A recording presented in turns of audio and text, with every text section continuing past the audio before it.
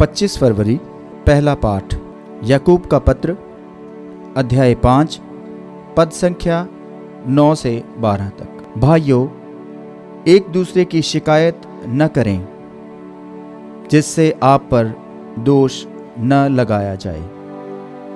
देखिए, न्यायकर्ता द्वार पर खड़े हैं। भाइयों, जो नबी प्रभु के नाम पर बोले हैं उन्हें सहिष्णुता तथा धैर्य का अपना आदर्श समझें।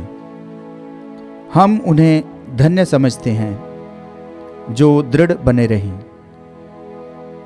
आप लोगों ने योब के धैर्य के विषय में सुना है और आप जानते हैं कि प्रभु ने अंत में उसके साथ कैसा व्यवहार किया, क्योंकि प्रभु दया और अनुकंपा से परिपूर्ण है। मेरे भाइयों, सबसे बड़ी बात यह है कि आप शपथ नहीं खाएं, न तो स्वर्ग की, न पृथ्वी की और न ही किसी अन्य वस्तु की। आपकी बात इतनी हो, हाँ कि हाँ, नहीं कि नहीं। कहीं ऐसा न हो कि आप दंड के योग्य हो जाएं। यह प्रभु की वाणी है। ईश्वर को धन्यवाद। भजन अनुवाक्य।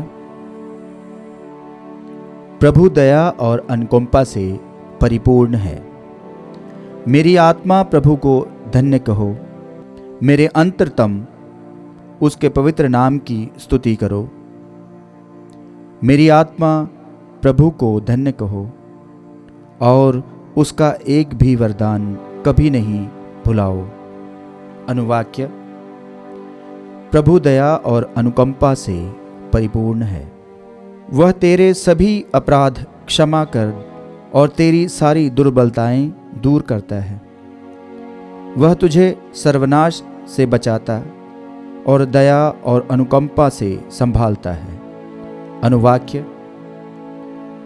प्रभु दया और अनुकंपा से परिपूर्ण है।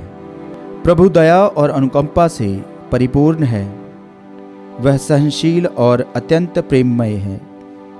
वह सदा दोष नहीं देता और चिरकाल तक क्रोध नहीं करता। अनुवाक्य। प्रभु दया और अनुकंपा से परिपूर्ण है। आकाश पृथ्वी के ऊपर जितना ऊंचा है उतना महान है अपने भक्तों के प्रति प्रभु का प्रेम। पूर्व पश्चिम से जितना दूर है, प्रभु हमारे अपराधों को हमसे उतना ही दूर कर देता है। अनुवाक्य।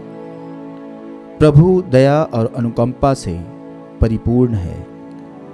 संत मती द्वारा रचित सुसमाचार अध्याय 10 पद संख्या 1 से 12 तक। वहां से विदा होकर ईसा यहूदिया और यरदन के पार के प्रदेश पहुंचे।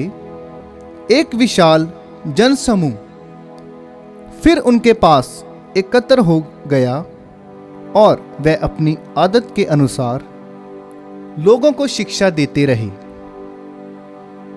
फरीसी ईसा के पास आए और उनकी परीक्षा लेते हुए उन्हें यह प्रश्न किया, क्या अपनी पत्नी का परित्याग करना पुरुष के लिए उचित है? ईसा ने उन्हें उत्तर दिया, मूसा ने तुम्हें क्या आदेश दिया? उन्होंने कहा, मूसा ने तो त्याग पत्र लिखकर पत्नी का परित्याग करने की अनुमति दी। ईसा ने उनसे कहा, उन्होंने तुम्हारे हृदय की कठोरता के कारण ही यह आदेश लिखा, किंतु सृष्टि के प्रारंभ ही से ईश्वर ने उन्हें नर नारी बनाया। इस कारण पुरुष अपने माता पिता को छोड़ेगा और दोनों एक शरीर हो जाएंगे। इस तरह अब वह दो नहीं बल्कि एक शरीर हैं। इसलिए जिसे ईश्वर ने जोड़ा है उसे मनुष्य अलग नहीं करे। शिष्यों ने घर पहुंचकर इस संबंध में ईसा से फिर प्रश्न किया और उन्हें यह उत्तर दिया, जो अपनी पत्नी का परित्याग करता है और किसी दूसरी स्त्री से विवाह करता है, वह पहली के विरुद्ध व्यभिचार करता है। और यदि पत्नी अपने पति का परित्याग करती है और किसी दूसरे पुरुष से विवाह करती है, तो वह व्यभिचार करती है। यह प्रभु का सुसमाचार है। क्रिस्त की जय।